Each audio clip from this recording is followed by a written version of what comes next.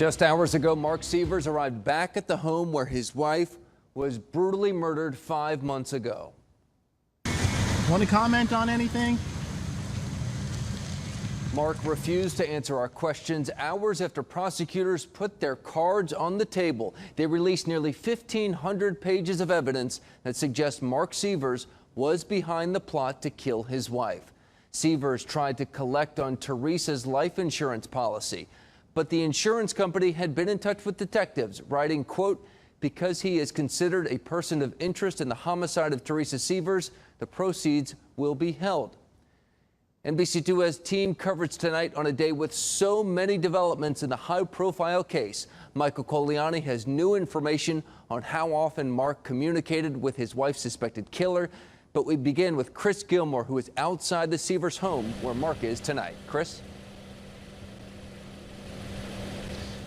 Yes, we were here earlier tonight as Mark Sievers was in and out of his driveway. We tried asking him questions about the new discovery that was released today. He had no comment. The new information released tonight points to him as the man who helped plan his wife's murder. We got reaction tonight from neighbors who are surprised and shocked at the chilling details. Anthony Pallarino spends time at his family friend's house on Jarvis Road in Bonita Springs every day. Every day after school. I'm right here outside playing football. Walking past that house? Yeah. 27034 Jarvis Road, the same house where Dr. Teresa Sievers was murdered months earlier. After hearing the new information today, Pallarino still has trouble coming to terms with what happened. Before she was murdered altogether, I didn't think he would plan to do that. He was happy. They looked happy, like your typical family. Hey, Mark, we're looking for any comment. Did you pay off those men to kill your wife? But a more than 3,000-page discovery document released by the state attorney's office paints a different picture. The document points to Sievers as the man who was involved in planning and executing his wife's murder. Oh, wow. He had his wife killed. He planned that out. How could you live with that? It goes on to say Curtis Wright and Jimmy Rogers carried out the murder, expecting to be paid by Mark. We got a hold of Mark's attorney, Lee Hollander, over the phone, asking him to comment on the discovery. What are you telling me now? I can't comment on something I haven't seen. Some neighbors tonight told us they had suspicions in Mark's involvement all along. Others, like Pallarino, are still stunned. How could he live with that? Like that guilt.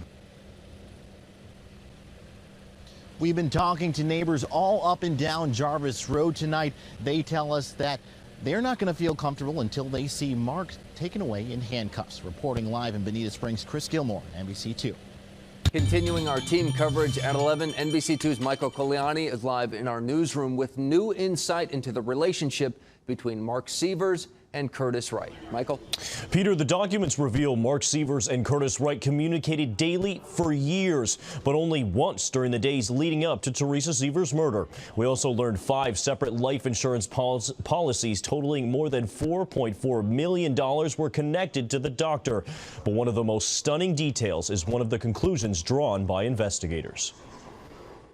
The Lee County Sheriff's Office has arrested 2 men, Curtis Wayne Wright and Jimmy Rogers, in the murder of Dr. Teresa Sievers. Tonight, it's clear they think Sievers' husband, Mark, played a part. In the discovery released today, investigators say, quote, the evidence also shows that Teresa's husband, Mark Sievers, was involved in the planning and subsequent execution of her murder. Cell phone records show Sievers and Wright used code words to indicate when they needed to communicate through burner cell phones leading up to Teresa's murder. In information obtained from a GPS unit in a car rented by Wright, authorities tracked the movements of Wright and his accomplice Jimmy the Hammer Rogers from Missouri all the way to Bonita Springs.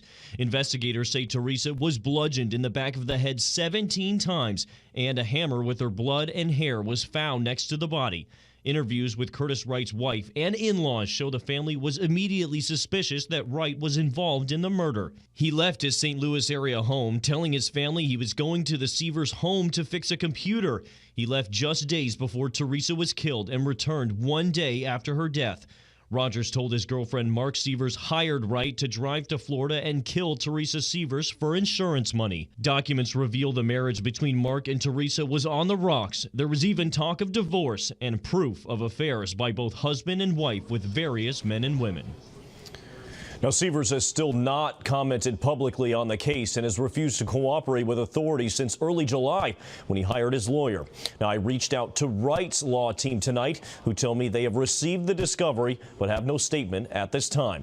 Live in the newsroom, Michael Coliani, NBC2. Michael, thanks.